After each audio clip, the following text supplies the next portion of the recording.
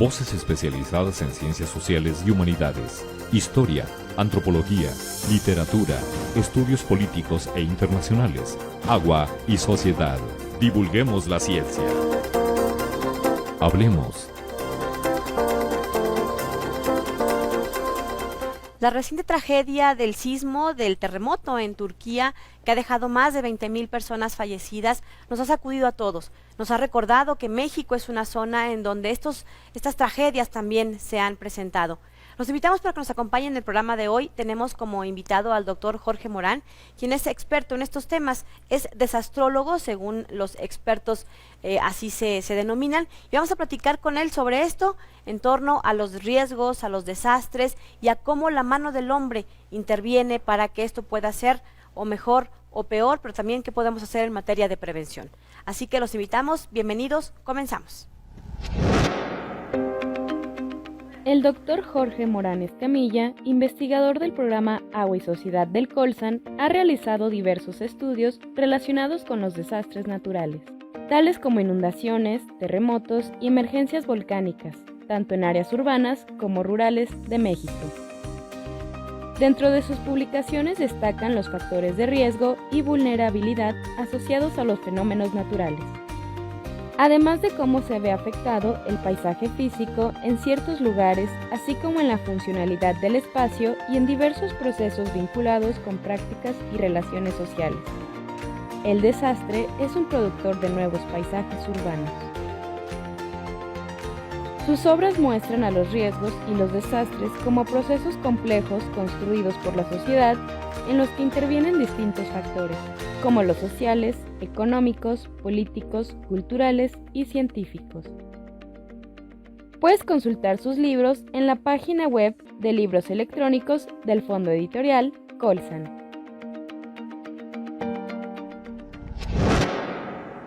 ¿Qué tal? ¿Cómo están? Bienvenidos. Nos da mucho gusto que nos estén acompañando en este 2023.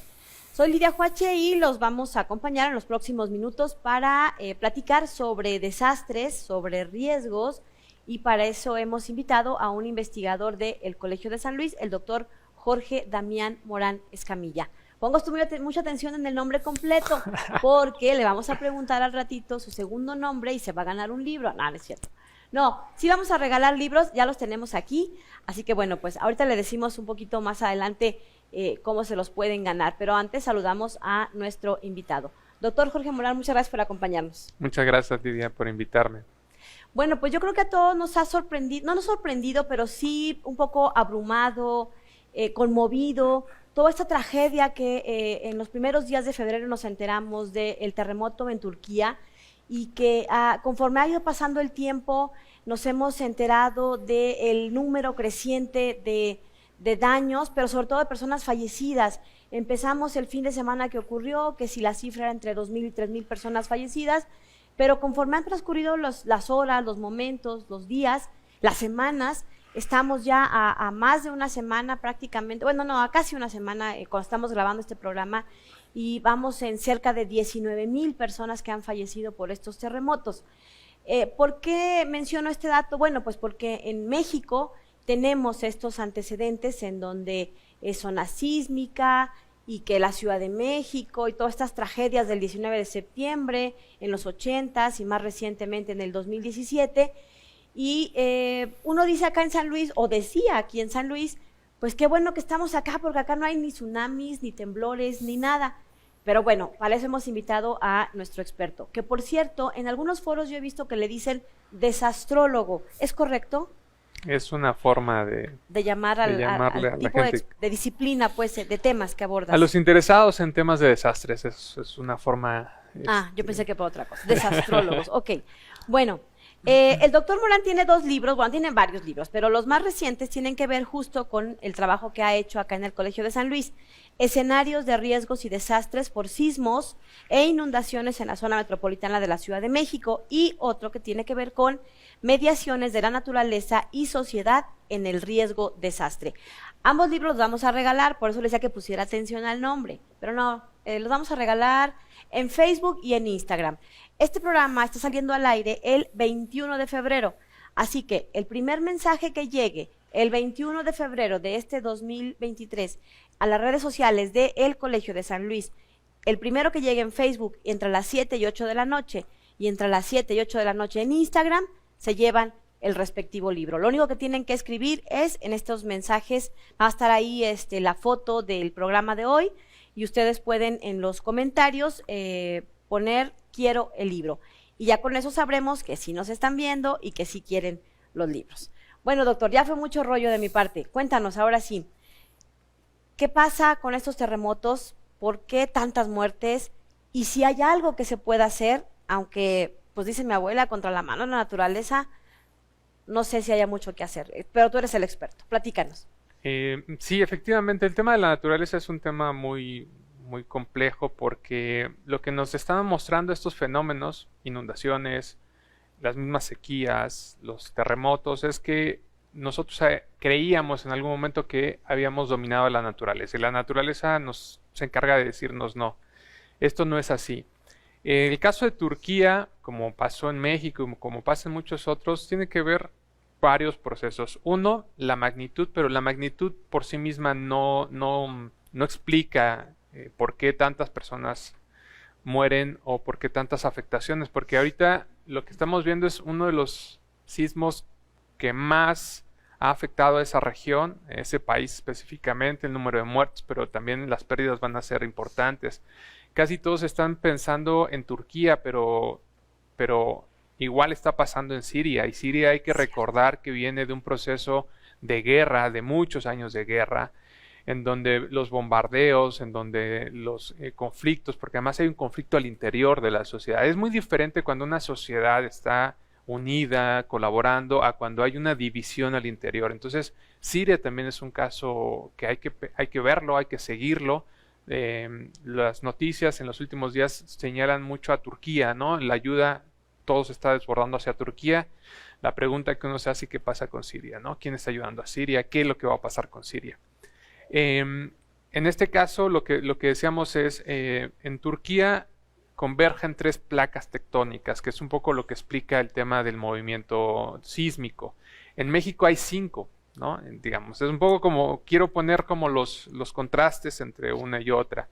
El sismo, traje mi acordeón para no decir cosas que no. El sismo fue de 7.8 y de 7.5. Fueron 2 sismos que se originaron en diferentes zonas, pero que finalmente están afectando. Los de México, por ejemplo, el del 85 fue de 8.1 y 7.6. El de 2017 fue de 8.2 y 7.1. El de 2021 fue de 7.1. Digamos, o sea, fueron... Aquí lo que nos permite eso es ver 2 cosas. Uno, lo que en teoría se ha avanzado en México, es decir, tiene sismos que han sido de mayor magnitud al que se ha presentado y no tienes esos escenarios, no digo que no haya habido afectaciones. Y el otro es el número de muertes, la preparación, ¿no? Otra cosa que también los expertos lo han dicho, en este caso es con la edad de los edificios, ¿no? Unos edificios que se construyeron en una época que han ido con el paso del tiempo resintiendo otros sismos, el paso del tiempo, terminan teniendo pues debilidades estructurales.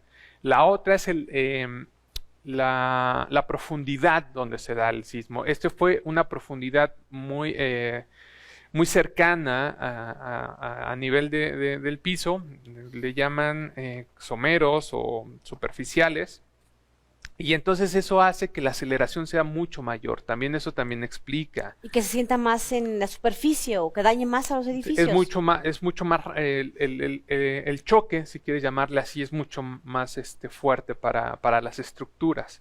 Otra cosa que también dicen es la duración. Obviamente que un edificio está preparado para resistir, pero no es lo mismo resistir 20 segundos, 10 segundos a 1 minuto, ¿no? Entonces eso también puede llegar a generar. Otra parte clave de la explicación, que lo han dicho, por ejemplo, en el sismo del 85 en México, comparado con es que se dio en la noche. Las personas están durmiendo. Entonces muchos de los que están atrapados quedaron atrapados durante las horas de descanso. Entonces eso también explica, ¿no? En el 85 una de las explicaciones fue, afortunadamente no había muchas personas en las escuelas o en las oficinas y por eso no hubo un mayor número de muertes a pesar del número que se registró, que además es una cifra que está incompleta porque realmente no se sabe cuántos murieron en el 85 y probablemente aquí también no sepamos cuántos realmente murieron. Habrá una cantidad importante de personas desaparecidas. ¿Qué es eso, no? Que las autoridades clasifican, digamos, a los damnificados entre muertos, pero también desaparecidos, y eso, bueno, pues así se queda, ¿no? Vamos a hacer una pausa. Nos conmovieron mucho, todas estas imágenes fueron impresionantes porque en los temblores de los 80s, quizá, bueno, en el 85 específicamente en México, no había esta inmediatez de las redes sociales, y ahora en el terremoto de Turquía efectivamente vimos, en cuestión de algunos minutos ya circulaban todos estos videos donde edificios completos se vienen abajo, y las historias posteriores, ¿no? Del grupo de rescate que partió de México, que si los perros buscadores, los topos, en fin, todas estas brigadas especializadas, como decía el doctor Jorge Morán, hemos ido aprendiendo, yo creo que no al ritmo que deberíamos, pero bueno, ya de algún modo tenemos toda esta tecnología aplicada no solo a la construcción de edificios, sino también a la búsqueda, rescate, pero ¿qué hay con la prevención? De eso le preguntamos a nuestro invitado regresando de la pausa, y mientras los invito para que se comuniquen a través de redes sociales con nosotros. Este programa, como usted sabe, se estrena los martes y ya mañana miércoles está disponible en el canal de YouTube del Colegio de San Luis. Estamos regalando 2 libros, no se les olvide. Ahorita regresando a la pausa les recordamos la dinámica. Seguimos.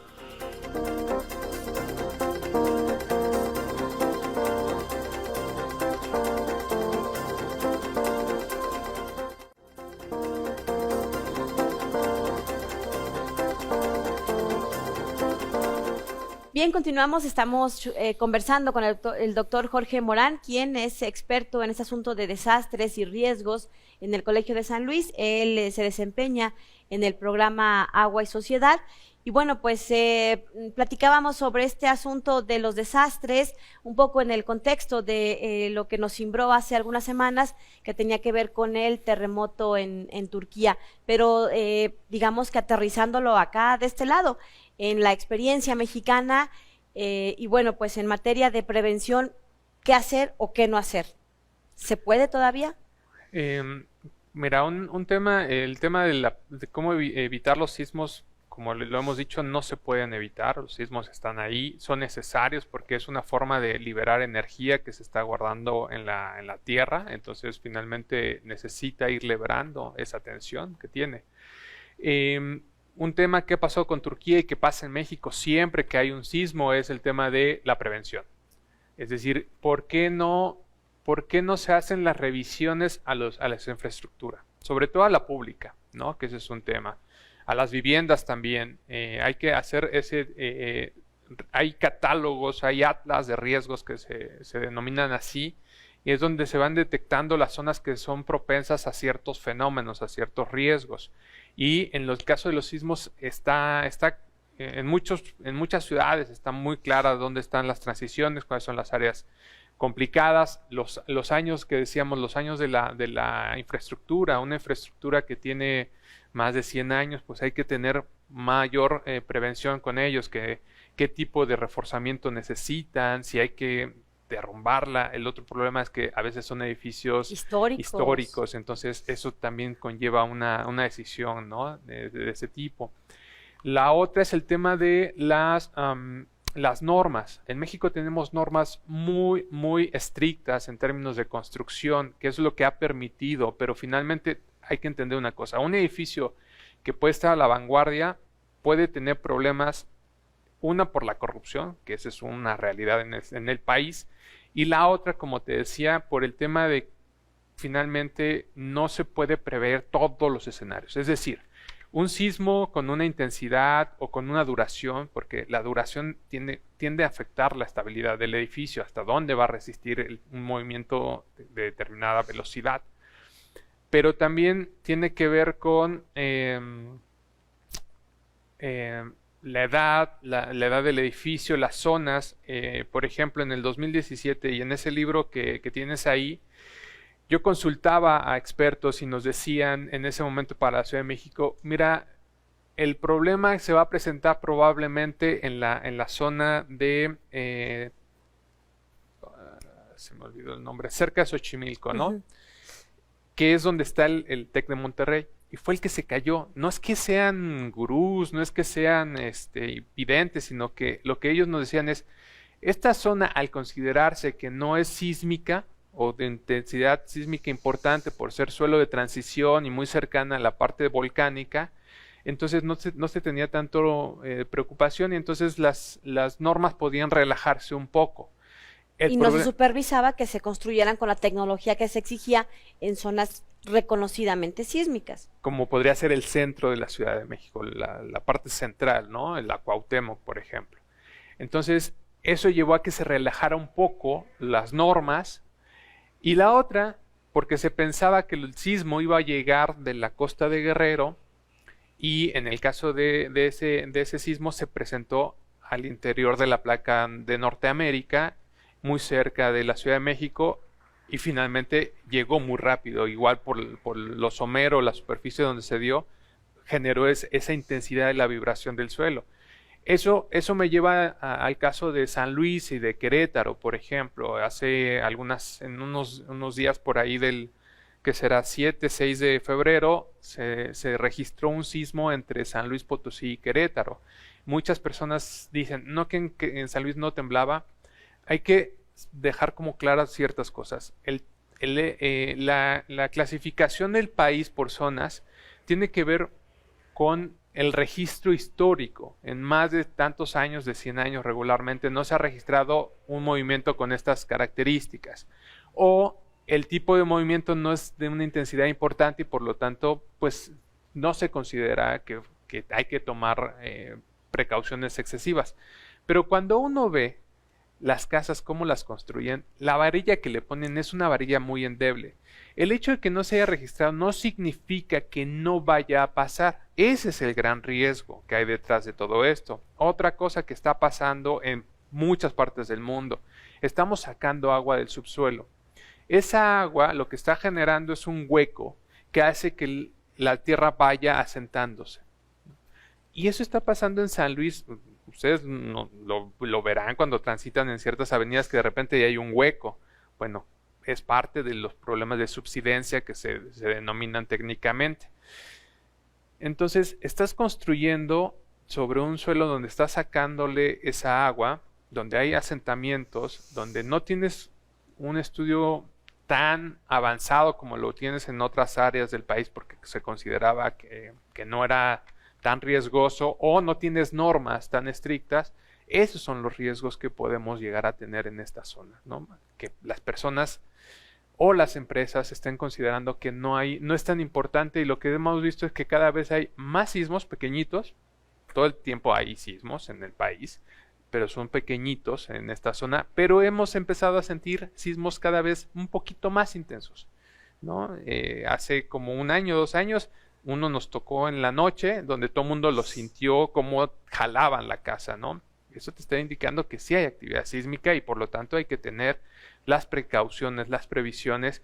En la parte de la construcción, ¿qué podemos hacer como ciudadanos? Bueno, pues lo que te dicen las rutas de evacuación, tener acuerdos con la familia en caso de que pase algo, dónde nos vamos a reunir, saber dónde van a estar los papeles importantes, es difícil, es muy complicado. Yo no conozco muchas personas que lo tengan, pero esta mochila donde tienes un agua, alimentos, cosas que te permitan, en caso, por ejemplo, de estas personas que han pasado hasta 60 y tantas horas atrapadas, que puedas sobrevivir, ¿no? Para eso son esas mochilas, también para que en caso de que se derrumbe y tú quedes atrapado, pues tener algo que te permita subsistir en lo que las personas llegan a rescatarte. Creo que estas medidas ya son como muy de coyuntura cuando nos agarre, ahora sí como dice la canción, cuando nos agarre el temblor, pero creo que antes como ciudadanos está la exigencia a las autoridades de empezar a tomar medidas, porque no hay una supervisión estricta de la calidad de las viviendas, por ejemplo. Ahora que mencionas esto de la varilla delgadita, debería ya empezar a ver, porque ya lo han padecido desde hace varias décadas, Recuerdo ahorita, así a bote pronto, el fraccionamiento Aeropuerto hace muchos años, con fallas estructurales en las casas, que tuvieron que abandonar sus viviendas las familias o invertirles mucho para reparar. Más recientemente, acá en Soledad, en San Lorenzo, me parece que se llama la fracción, sí, San Lorenzo, donde también no hubo una compactación adecuada, nadie supervisó al fraccionador y bueno, entregó casas muy mal hechas, de pésima calidad, que acabaron siendo pues una pérdida para todas las familias que compraron en esta zona. Entonces, bueno, ¿qué sigue? Pues lo que recomiendan los expertos, exigir que la normatividad se vaya adecuando, porque este mundo es muy dinámico, no está estático. ¿Cuándo pensábamos ver, por ejemplo, en San Luis Potosí, un socavón del tamaño del que se abrió en Santa Catarina? No sé si, no, seguramente sí supiste, pero bueno, que llamó la atención y que se hizo viral y que nunca pensamos que aquí en San Luis pudiera ser. Bueno, pues es que estamos simplemente explotando o sobreexplotando los mantos acuíferos, también como ya se ha dicho, ¿no? Y esto, a ver, explícanos así como en 2 minutos que nos vamos a la pausa, ¿qué ocurre? Yo me imagino que es como un lugar que se va secando y luego se hace floja la tierra y entonces pasan consecuencias de muchos tipos. El agua ocupa un espacio.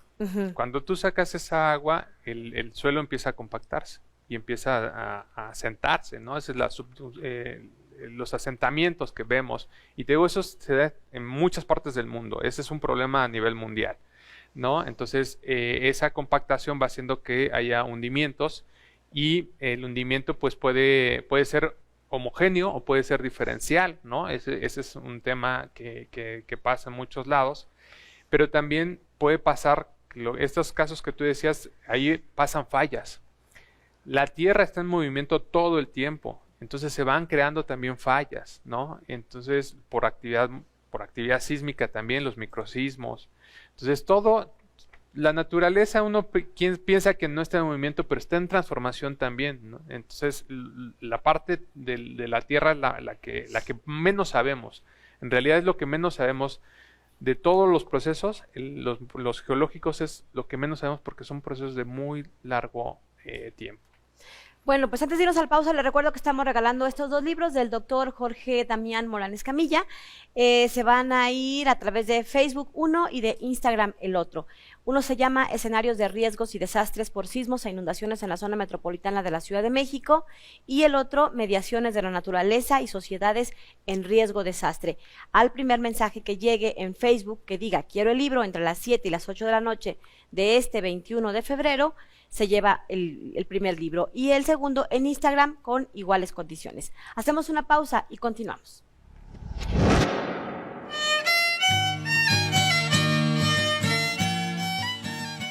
Ushka William Dazone, Palmira Flores Bunaje. Buenas tardes a todos, mi nombre es Palmira Flores García y pues soy exalumna del Colegio de San Luis.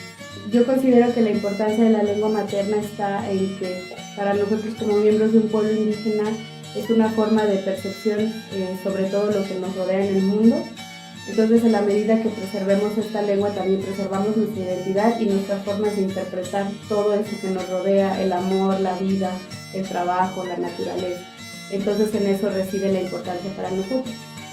Yo creo que es importante incluir las lenguas indígenas o tenerlas en consideración para su inclusión, ya que como somos una sociedad muy diversa, estamos siempre fuera como del esquema en todos los sentidos. Por ejemplo, en la atención de salud es importante que haya traductores porque no siempre la gente puede acceder a ese derecho, ¿no?, de salud de manera plena. Y no solamente en ese aspecto, eso es solo un ejemplo. En lo educativo también es otra forma en la que pudiéramos seguir preservando la lengua, porque nosotros como miembros de pueblos y comunidades indígenas formamos parte de esa sociedad y de todo ese conjunto de instituciones que en la medida que se nos siga tomando más en cuenta, pues se abona justo a la preservación y difusión de esta lengua también.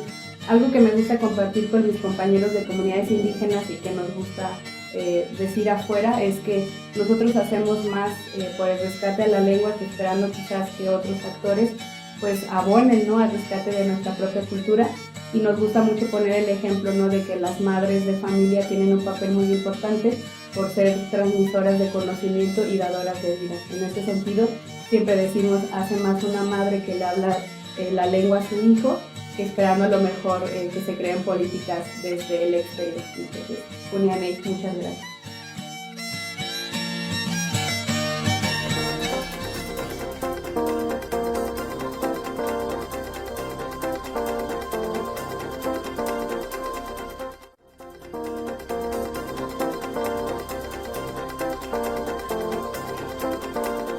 Bien, estamos de regreso y estamos platicando con el doctor Jorge Morán en este asunto de Turquía, el momento del desastre, podríamos llamarle, porque de pronto a todos nos surge como esta necesidad de enviar solidariamente todo tipo de ayuda, se abren centros de acopio. Lo mismo ha ocurrido cuando en la Ciudad de México o en otras ciudades, en Oaxaca o en Guerrero, ocurren damnificados, ocurren esos desastres y todo el mundo queremos ayudar.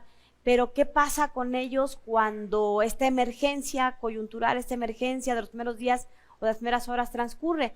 Y bueno, en torno a esto, pues los mexicanos tenemos tristemente varias experiencias. Cuéntanos, ¿qué más datos de los sismos a considerar, sobre todo en este reciente episodio? Porque bien nos decías hace ratito durante el corte, que habría que considerar la posición geográfica o geopolítica que ocupa Turquía, porque es un lugar como el paso entre el Medio Oriente y Europa, o el primer sector, digamos, de Europa, exacto, Euroasia. Y entonces se vuelve un punto donde transitan pues muchos migrantes, ¿no? Cuya condición no siempre está en las mejores condiciones. Pero bueno, hay varios datos que nos puedes platicar sobre los sismos y en particular en este caso de Turquía. Mira, me puse a hacer mi tarea que me pediste y entonces empezaba a revisar cuáles habían sido los sismos más fuertes en el mundo desde 1900 que se tiene registro. Y el más fuerte fue el de Valdivia en 1960, fue de 9.5. Se denominó el megaterremoto, ¿no? Porque fue de una magnitud importante. En Alaska en el 64 de 9.2, Sumatra, Indonesia 2004 fue de 9.3. En Sendai, en Japón, el de marzo de 2011, no sé si lo recuerdan, fue de 9. En Rusia, otro en el 52 fue de 9 grados. En Concepción, en Costa Rica, en la costa de Chile, en el 2010 de 8.8.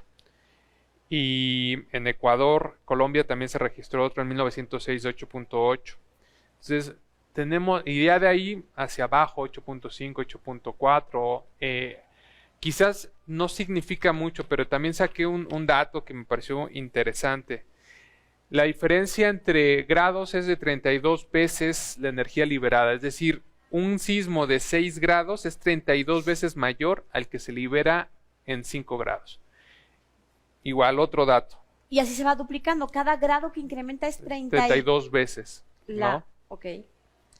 Para darnos una idea de lo que eso significa, en el sismo de 2017 en México de 8.2 se liberó una energía equivalente a la explosión de 32 bombas atómicas depositadas en Hiroshima en la Segunda Guerra Mundial, o eso equivale a 416 millones de toneladas de dinamita.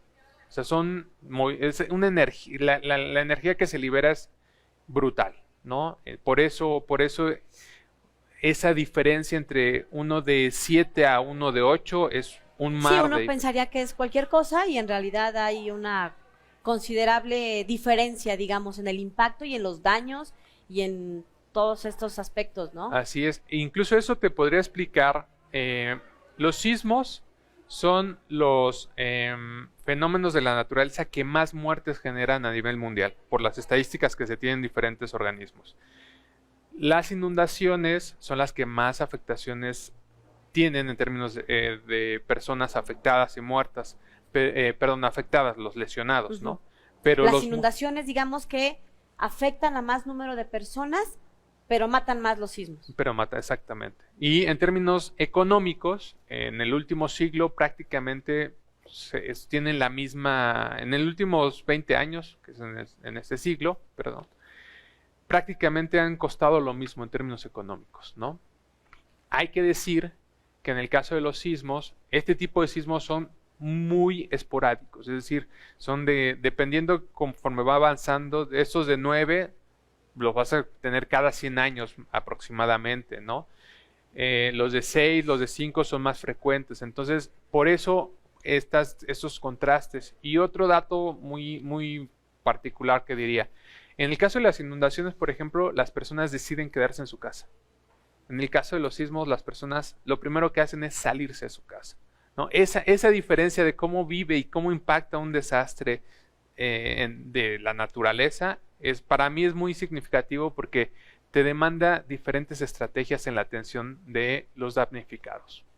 Y es que no se trata solo de ayudar en lo inmediato y llevar agua y llevar alimentos y cobijas o ropa en los primeros días que suceden a la emergencia, sino qué pasa después. De eso le vamos a preguntar regresando de ver este book trailer, porque bueno, todavía hay mucho que platicar en torno a estos desastres, particularmente sismos e inundaciones. Y bueno, pues si usted escucha así voces, risas, gente caminando, pasando, pues es que usted sabe que estamos en el Colegio de San Luis y esto es absolutamente dinámico, vivo, andan aquí nuestros estudiantes, en fin. Y bueno, precisamente parte de esta vida cotidiana del colegio tiene que ver con la producción de libros, el Fondo Editorial Colsan, así que los dejamos con esta cápsula en donde les presentamos alguna de estas novedades editoriales que pueden consultar o descargar en nuestro portal web. Ahí hay una sección del Fondo Editorial y están para descargar gratuita varios títulos de autores del Colegio de San Luis. Continuamos.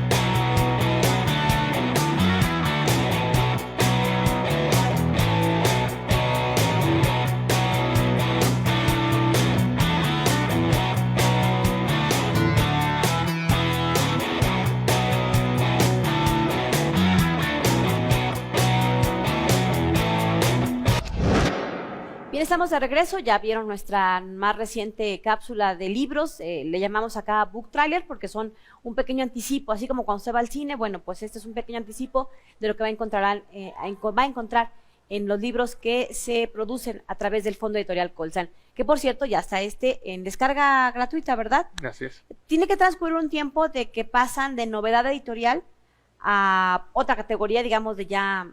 dejaron de ser abierto. Novedad, ya son de acceso abierto. Iba a decir otra cosa, qué bueno que me corregiste. Y bueno, ya cuando son de acceso abierto, usted los puede descargar ahí en la página del colegio. Así que bueno, pues este ya está. Justo tiene que ver con escenarios de riesgos y desastres por sismos e inundaciones, que bueno, debo entender que son como los principales factores que provocan afectaciones a la sociedad, ¿cierto? En términos globales sí, son los que más afectan, son en términos de muertes, en términos de afectaciones a la salud, en términos de muertes y de pérdidas económicas, son los que más impactan a la sociedad. Por eso la importancia que tiene, por ejemplo, que México tenga bonos catastróficos, ¿no? Porque, por ejemplo, ahorita lo que estamos viendo en Turquía, ¿cómo van a hacer para reconstruir, ¿no? Van a necesitar préstamos, van a necesitar de mucho apoyo internacional para la reconstrucción. Y yo no estoy pensando en estos grandes consorcios que tienen seguros, ¿no? Sino estoy pensando en las personas de a pie que van a necesitar una casa, que perdieron su casa, perdieron su patrimonio. Es ahí un poco, para mí, el desastre no empieza... El día del temblor. Empieza realmente cuando todo mundo se va, cuando las cámaras, cuando los políticos, cuando la sociedad abandona a la persona que perdió todo, y esa persona tiene que empezar a buscar, a pedir, a hacer. Y no hay gobierno que alcance, ¿no? Para tamaño de desastre. Exactamente. En algunos casos solamente habrán perdido su patrimonio. En otros estarán enterrando a sus muertos. Y en otros seguirán buscando a sus muertos, porque la decisión que ahora va a empezar, la crítica, después del 10-11 de febrero va a empezar la decisión más crítica, de que probablemente por el tiempo ya no haya sobrevivientes, y entonces habrá que pasar bulldozer para reconstruir, independientemente de que hay cuerpos ahí. Esa decisión va a ser la más difícil de parte del gobierno, porque significa también un tema de sanidad. ¿Qué vas a hacer con los muertos? ¿Cómo vas a enterrarlos? ¿Los vas a quemar? La parte religiosa es una parte bien importante en eso. ¿Cómo le haces para...? Con 19,000 cadáveres, que es el recuento más reciente, que va a seguir creciendo. Y a lo que pueda seguir creciendo, efectivamente, ¿no?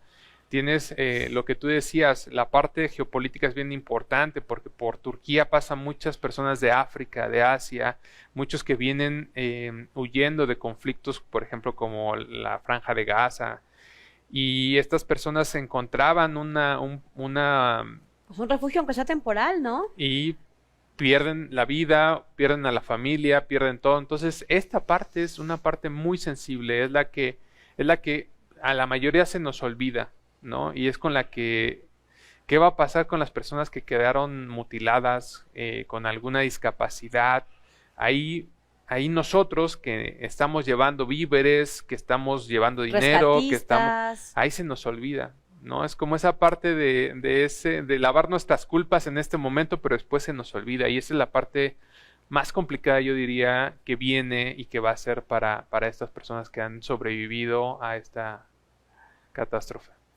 Y en México, lamentablemente de nuevo, tenemos como estas experiencias amargas, porque efectivamente fluye el apoyo coyuntural, digamos, el apoyo que sí es muy necesario de primera instancia, ropa, alimentos, agua en los centros de acopio y demás, pero hemos visto historias, por ejemplo, de los damnificados del 85 que tuvieron que aglutinarse en asociaciones civiles para poder seguir luchando y pugnando por estos reconstrucción de sus vidas, ¿no? De su patrimonio, de sus familias, etcétera.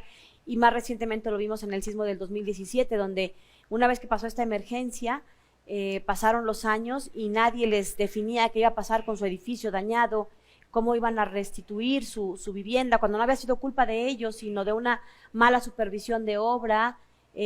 Todavía hemos visto recientemente cómo por fin se capturó a uno de los responsables de obra de este colegio Repsamen, donde fallecieron muchos niños y niñas en este sismo del 2017, si mal no recuerdo. Pero bueno, de esto y más seguimos platicando con el doctor Jorge Morán. Hacemos una pausa y continuamos. Les recuerdo que a través de redes sociales pueden retroalimentarnos qué otros programas les gustaría ver, qué opinan de este, compartan con nosotros. Ahí donde está anunciado en Facebook el cartel digital del programa de hoy, pueden compartirnos ahí todas sus dudas, y también a través de 9TV, que amablemente nos apoyan en la producción y transmisión de este programa. Continuamos.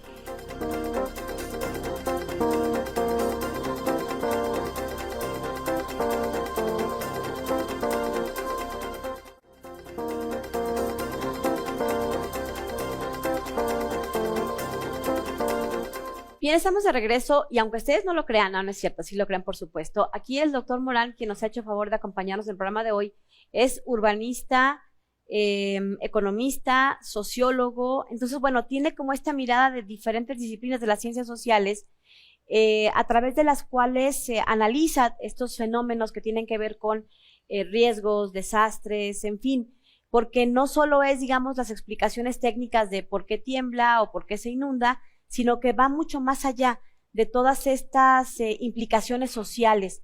Pero bueno, para que nos explique cuáles son algunas de estas implicaciones sociales, para eso lo invitamos también hoy. Doctor, platícanos, ¿cuáles son algunas de estas implicaciones sociales que tú observas en estos fenómenos que aparentemente son naturales, pero que en el fondo no son tan naturales, que se convierten en desastre justo por la mano del hombre o por la mala intervención de las personas, de las instituciones? ¿Sí va por ahí? Sí, por eso se recalca cada que podemos en decir que los desastres no son naturales, son socialmente construidos, porque finalmente responden a procesos, a toma de decisiones. Alguien se asentó en un lugar con ciertas vulnerabilidades porque alguien lo permitió. Hubo por ahí un alcalde, un regidor, un cabildo, que dijo, sí, hombre, es mi cuate, va, no pasa nada. Oye, pero se inunda, no importa, secamos, ¿no? El No va a río, pasar nada, hace mucho que no exactamente, llueve. el río siempre va a encontrar su cauce, ¿no? El temblor siempre te va a decir, oye, aquí no era una zona propicia para edificar como lo hiciste, porque además el problema a veces puede ser que no tanto que no se pueda edificar, ¿no? Pero ¿qué tipo de edificación necesitas para ese tipo de suelo? Finalmente por eso hay los ingenieros han desarrollado muchas cartas diciendo, este suelo es de este tipo, ¿no? Y si se va a construir, que sea así. Exactamente. Entonces, y la otra la parte más importante para mí es que las personas sepan el riesgo al que se están enfrentando. ¿A qué voy? En ese libro y en muchos otros libros vas a encontrar que las personas saben que hay un riesgo sísmico, que se inunda, pero han crecido con ese riesgo toda la vida y saben cómo enfrentarlo, ¿no? La otra es que hacen un balance y dicen, es un riesgo que yo asumo y como tal lo acepto. Pero es muy diferente a cuando alguien te vende una casa y nunca te dice que hay el riesgo de que se inunde o que se venga abajo porque es una zona sísmica o porque hay fallas. Y entonces es ahí donde ética y moralmente ya no es correcto, porque tú no proporcionaste la información a las personas. Las personas tendrían que tomar la decisión de decir, bueno, está bien, asumo que puede pasar y como tal, ahí me quedo. Esa es la parte en donde necesitamos que la población esté informada, y la forma de informarlo es a través de estos medios, a través de la producción que hacemos los académicos, pero también que las autoridades proporcionen la información, que los atlas de riesgos estén abiertos a todo el público y que expliquen, que haya, así como hay una campaña en los políticos que van y que piden el voto, que digan también qué es lo que está pasando en estos lugares, porque lo más lamentable es que cuando a alguien está pasando algo, que están viendo que hay un hundimiento, que un edificio se está ladeando, las autoridades minimicen y no atiendan. Esa es la constante en muchos de los desastres que vemos. Alguien ya había informado y alguien se había desentendido y finalmente no lo atendieron hasta que la naturaleza dice, oigan, aquí estoy, y cobró factura, ¿no? Una factura por ocupar un espacio de una manera que no era la adecuada. Entonces, esa es la parte que yo creo que sí tendría que ser. Carlos Valdés, que fue director del Sistema Sismológico Nacional y fue director del Centro Nacional de Prevención de Desastres, decía, ¿no? En algunas pláticas que yo tuve oportunidad de escucharlo, así como dice calle Niño Artillero, código postal, debería decir, esta zona es susceptible a inundaciones de tal nivel. En Puerto Rico hay, ¿no? Tú llegas y dices, hasta aquí puede llegar el agua en caso de un tsunami o de una inundación, o esta es una zona sísmica de tal nivel. Finalmente es información que a ti te sirve para tomar decisiones. Claro. Y así como hay en los edificios públicos una ruta de evacuación, que el propio ciudadano sepa a dónde tiene que moverse en caso de que pase ciertas cosas. Esas cosas son importantes porque salvan vidas, reducen el tema de las afectaciones físicas. También tenemos que pensar eso.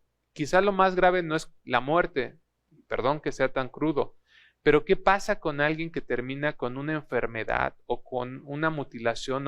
Esa persona va a tener que lidiar con eso para el resto de sus días. Y esa parte, como te decía y como les decía, finalmente pocas personas, y sobre todo el gobierno o el Estado o las autoridades, como queramos llamarle, también llega un momento en donde se desentienden y ya no siguen apoyando a esa persona que necesita de ese apoyo y que por alguna negligencia pública se expuso a un riesgo que él no sabía.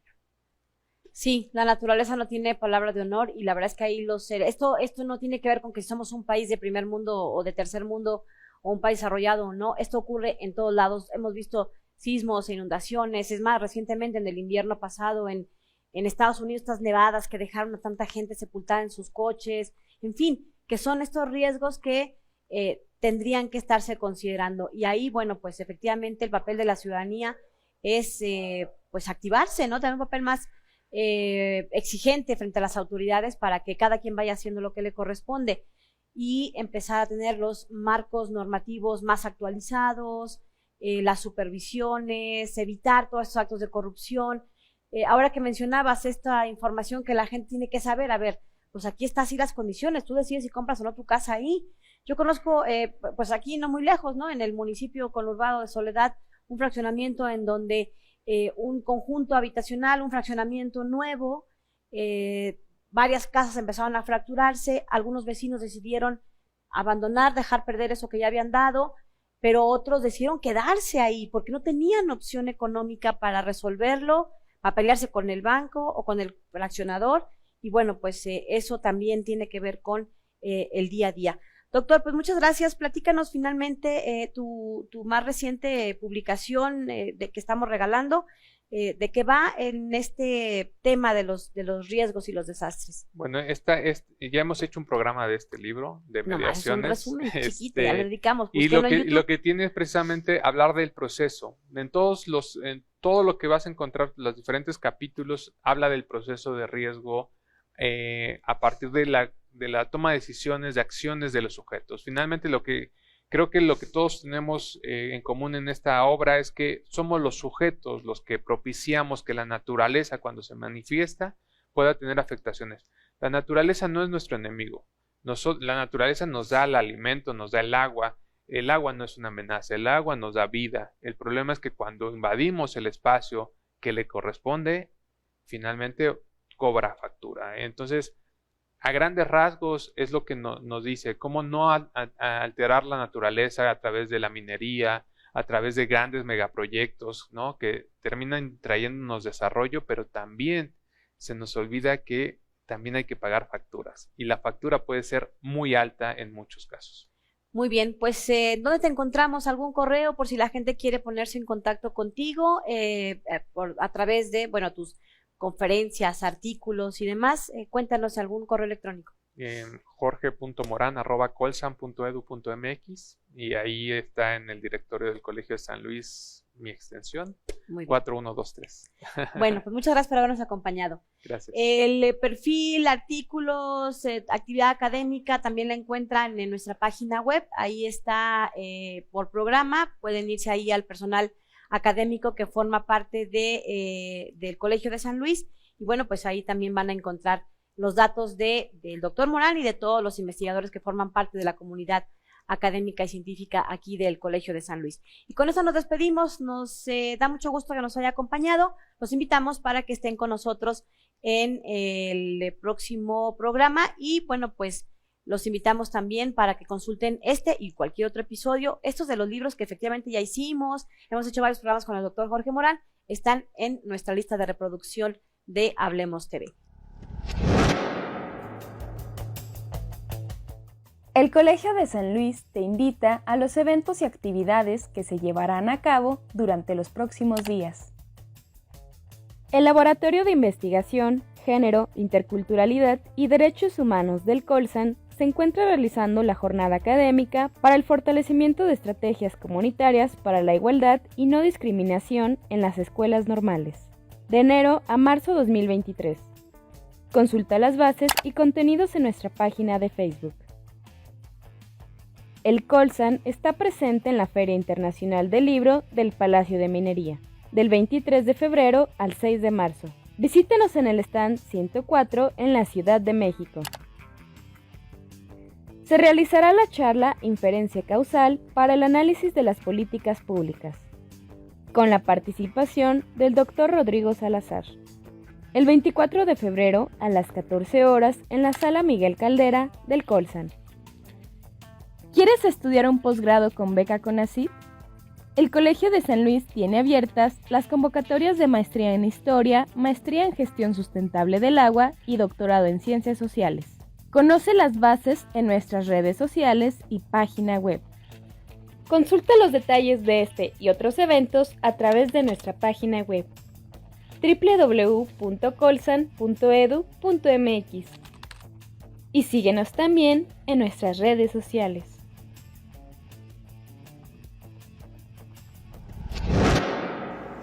La naturaleza siempre ha sido aliada del ser humano. Es el ser humano el que provoca todos estos cambios y transformaciones. Así que tenemos que acostumbrarnos. San Luis Potosí, México, no somos la excepción a esta dinámica y constante cambio. Si antes no había sequía, si antes no había tantos sismos, pues bueno, ir aprendiendo de todas estas lecciones que constantemente se presentan. Gracias, soy Lidia Huache, pásela bien, hasta la próxima.